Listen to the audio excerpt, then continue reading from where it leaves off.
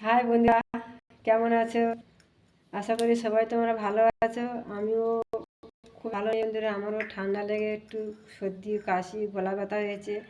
তো এই দেখুন বন্ধুরা, আমি আদা করে নিয়ে এসেছি, মানে আদা চা খাবো। তো গলা ব্যথার জন্যে অনেকে বলছে যে আদা চা করে খেলে গলা নাকি সারে। তো এই দেখুন বন্ধুরা, আমি আদা করে নিয়ে এসেছি। এই দেখুন আদাটা খাবো এখন। তো বন্ধুরা, আমার ভিডিও যদি ভালো লাগে আমার পাশে থেকো, আমাকে সাপোর্ট করো, আর লাইক কমেন্ট শেয়ার করে দিও।